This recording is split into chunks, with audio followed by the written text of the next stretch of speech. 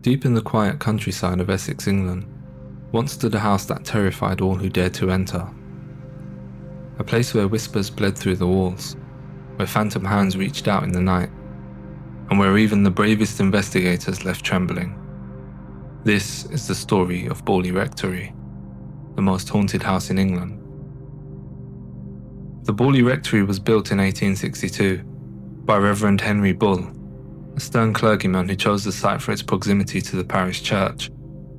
To outsiders, it was just another Gothic-style rectory, but locals whispered that the land was cursed, long before a single brick was laid.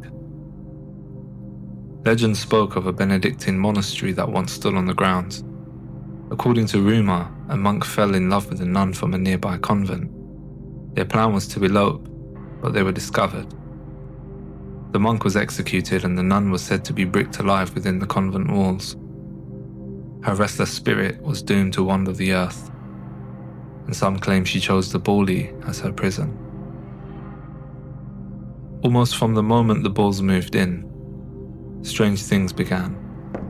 The family reported phantom footsteps echoing through empty rooms. Doors would open by themselves, even when locked. At night, faint voices whispered from the corners of darkened hallways. But most terrifying of all was the nun. Multiple family members swore they saw a spectral figure, dressed in black, silently crossing the grounds. She appeared most often in twilight, gliding from the rectory gardens towards the churchyard before vanishing into thin air. The Bull children grew up in fear, calling it the Nun's Walk. Even visitors, skeptical guests and passing villagers seemed to see her, and so the reputation of Borley as a cursed place began to spread. Decades passed. The Bulls were replaced by new families, each one plagued by strange events. But none suffered more than Reverend Lionel Foyster and his young wife Marianne, who moved into Borley in the 1930s. Almost immediately the hauntings intensified. Objects hurled across rooms with unseen hands. Windows shattered violently at night. Furniture moved off its own accord, and the most disturbing were the writings.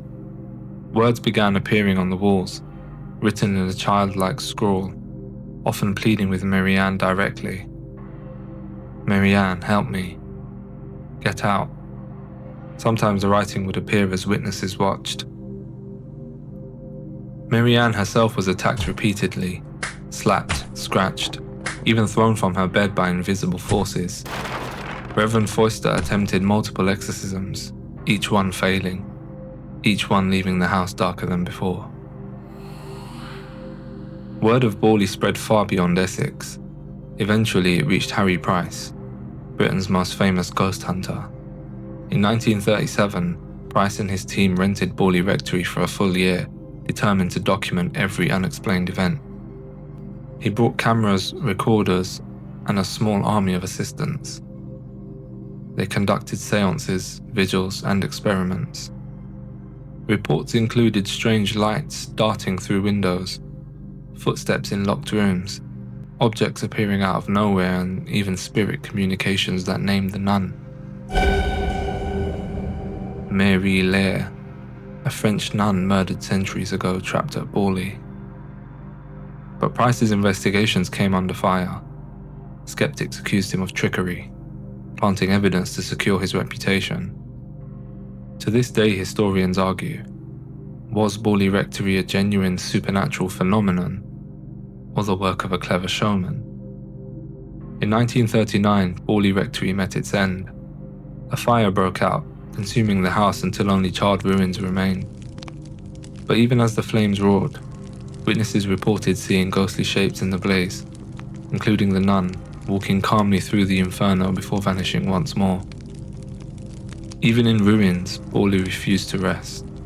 Villagers continued to report strange lights flickering in the rubble, phantom voices whispering across the grounds, and the sound of the rectory's bells, long since destroyed, tolling in the dead of night. Borley Rectory has long since vanished, but its legend continues. Was it truly the most haunted house in England? a prison for restless spirits? Or was it simply the imagination of frightened villagers, fueled by trickery and superstition? Perhaps we will never know. But what we do know is this: Borley Rectory's legacy of fear still lingers, echoing through history like footsteps in an empty hall. And sometimes, the silence of the countryside carries more than just the wind.